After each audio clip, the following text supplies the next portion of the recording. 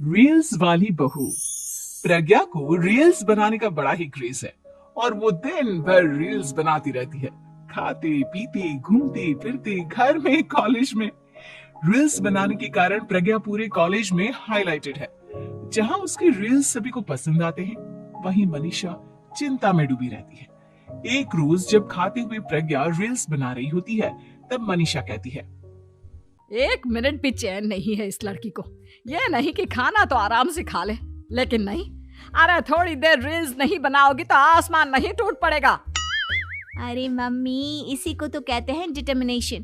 तुम नहीं समझोगी ये सब। हे भगवान, इस लड़की को सद्बुद्धि दे। जब देखो तब टेढ़ा बाका मुंह बनाती रहती है। मनीषा की बात का प्रज्ञा पर जरा भी असर नहीं होता और वो खाते खाते रील्स बनाती रहती है। दिन बीतने लगते हैं और देखते देखते प्रज्ञा का कॉलेज भी खत्म हो जाता है। आए दिन कोई ना कोई मनीषा को प्रज्ञा की शादी करवाने का सुझाव दी जाता है। सब ठीक ही कहते हैं, प्रज्ञा की शादी कर देनी चाहिए। अपने घर के काम काज में व्यस्त हो जाएगी तो खुद ही ये रील्स और नाच गाना बंद हो जाएगा। मनीषा और प्रेम प्रज्ञा के लिए एक अच्छा लड़का ढूंढने लगते हैं और तभी विकी का रिश्ता प्रज्ञा के लिए आता है, जिसने प्रज्ञा को उसकी रील्स देखकर पसंद कर लिया था। अगले दिन विकी अपने माता पिता के साथ प्रज्ञा के घर पहुंच जाता है और प्रज्ञा साड़ी पहने हाथों में चाय की ट्रे लिए उनके सामने आती है। जब विकी को पसंद है तो हमें भी बहू पसंद है। बहन जी, आप बारात की तैयारी कीजिए। एक बार लड़का लड़की अकेले में बात कर ले तो अच्छा रहेगा। हाँ हाँ, क्यों नहीं। मनीषा विकी को प्रज्ञा के कमरे में भेजती है, जहां प्रज्ञा पहले से ही रील्स बना रही होती है। तभी विकी कहता है, आ गए आपके साजन जी। हमारे साथ ये रील्स कंप्लीट करती तो और भी अच्छा रहता। अच्छा जी, अब आ ही गए हैं तो बना ही लेती हूँ आपके साथ। दोनों मिलकर रील्स बनाते हैं। जब वी मीट और तुरंत पोस्ट भी कर देते हैं। फिर विकी कहता है, जब आप साड़ी में चाय लेकर आए तब मुझे लगा कि कहीं मैं गलत घर में तो नहीं आ गया। अब सही है। दोनों की शादी पक्की हो जाती है और शादी के दिन भी प्रज्ञा रील्स बनाने से चूकती नहीं। यहाँ तक कि बारात के समय भी नाचते हुए रील्स बनाती है। सभी लोग प्रज्ञा की तारीफ के पुल बांध देते हैं और प्रज्ञा नाचती गाती अपने ससुराल चली जाती है। सब कुछ अच्छा चल रहा होता है। प्रज्ञा यहाँ भी दिन भर हर चीज की रील्स बनाती रहती है। लेकिन कुछ दिनों के बाद जब सुनीता कहती है, बहू, ये रील्स के साथ साथ कुछ काम भी कर लिया करो। वैसे तुझे और क्या क्या बनाना आता है? मम्मी जी, वैसे तो सब कहते हैं कि मैं सब कुछ अच्छा बनाती हूँ, लेकिन मुझे लगता है कि मैं मैगी अच्छा बना लेती हूँ। हाँ, कॉफी भी अच्छा बना लेती हूँ और मुंह तो सबसे अच्छा बना लेती हूँ। हैं? अच्छा अच्छा।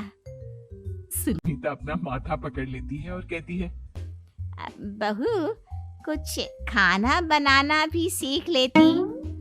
मम्मी जी, मैं लंबी प्लानिंग कर रही हूँ।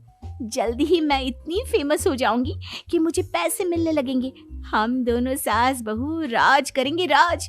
नौकर काम करेंगे और लोगों की तो लाइन लगेगी हमसे मिलने के लिए। तेरा दिमाग खराब हो गया है क्या बहू? हंसी मजाक तक ठीक है, लेकिन इस तरह घर नहीं चलते। जितना जल्दी हो इस घर के तौर तरीकों को सीख लो। प्रज्ञा मुंह घुमाकर चली जाती है और तुरंत उसी वक्त एक रील बनाती है। ये देख सुनीता का गुस्सा 7वें आसमान पर चला जाता है और विकी के घर आते ही सुनीता उसे सब कुछ बताती है। विकी भी अब प्रज्ञा की इन हरकतों से परेशान हो जाता है। तुम टेंशन मत लो मम्मा, मैं देख लूंगा। विकी कमरे में जाता है तो देखता है कि प्रज्ञा रील्स बना रही है। विकी बड़े ही प्यार से प्रज्ञा से कहता है, प्रज्ञा, इन सब के लिए मैं तुम्हें मना नहीं कर रहा हूँ, लेकिन फिर भी हर वक्त तो ये अच्छा नहीं लगता ना। समझने की कोशिश करो, मुझे भी तुम्हारा थोड़ा वक्त चाहिए। मैं जब ऑफिस से आता हूँ तो मुझे समय देने की जगह इसी में लगी रहती है। तुम ज्यादा ही सोच रहे हो। तुम भी मेरे साथ रील्स बनाओ ना, तुम्हें भी बहुत अच्छा लगेगा। तुम्हें इज्जत से कोई बात समझ में नहीं आती क्या? दिमाग खराब हो गया है तुम्हारा इस चकाचौंध से। अगर तुमने अपना रवैया नहीं बदला तो मैं तुमसे दूर चला जाऊंगा। तुम ही रिश्ता लेकर आए थे, मुझे लड़कों की कमी नहीं थी और ना आज है। विकी दरवाजा पटककर चला जाता है। धीरे धीरे विकी प्रज्ञा से दूर होता जाता है। एक रोज मनीषा प्रज्ञा की ससुराल उससे मिलने जाती है। तब सुनीता उससे कहती है, बहन जी, अब आई हैं तो कुछ दिन यहाँ रहकर जाइएगा, आप ही का घर है। हाँ मम्मी, बहुत दिन हो गए तुम्हारे साथ एक भी रील नहीं बनाई मैंने। प्रज्ञा तुरंत अपने फोन में रील्स ऑन कर लेती है। ये सब मुझसे नहीं होता। तेरा ये भूत अभी तक नहीं उतरा क्या? बहन जी, आप कुछ कहती नहीं क्या इसे? जब आप ही कुछ नहीं कर पाई तो मैं कर ही क्या सकती हूँ। सास तो वैसी ही बदनाम है। शाम को घर की लाइट चली जाती है और मनीषा प्रज्ञा से कहती है, मेरे घुटनों में बहुत दर्द हो रहा है, तू लाइट का कुछ इंतजाम करना बेटा। अच्छा, कैंडल जला देती हूँ मम्मा। प्रज्ञा गाते हुए कैंडल जलाती है और खिड़की के पर्दे के पास रख देती है। मनीषा, जिसे बहुत दर्द हो रहा है, वो सो जाती है और प्रज्ञा हमेशा की तरह अपनी रील्स में लग जाती है। उधर कैंडल की वजह से पर्दा आग पकड़ लेता है और मनीषा के कमरे में आग लग जाती है। बचाओ, कोई है, बचाओ। सभी भागते हैं और विकी कमरे की आग बुझाने में लग जाता है, लेकिन तब तक मनीषा आधी जल चुकी थी। मनीषा की हालत देख प्रज्ञा रोने लगती है। विकी मनीषा को तुरंत हॉस्पिटल ले जाता है और उसे एडमिट कराता है।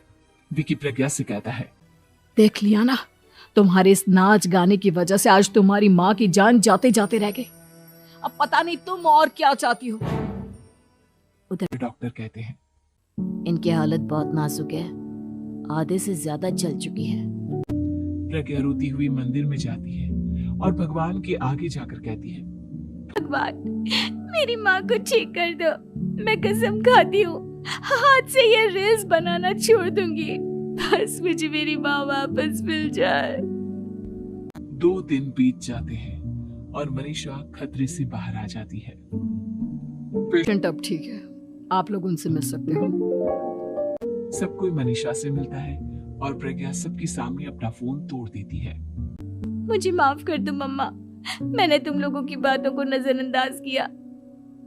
बेटा, कोई भी चीज जरूरत से ज्यादा खराब है। मैंने तुम्हें रील्स बनाने से कभी मना नहीं किया, लेकिन हर वक्त एक ही चीज तो सही नहीं है। मैं समझ गई हूँ मम्मा, आई एम सॉरी।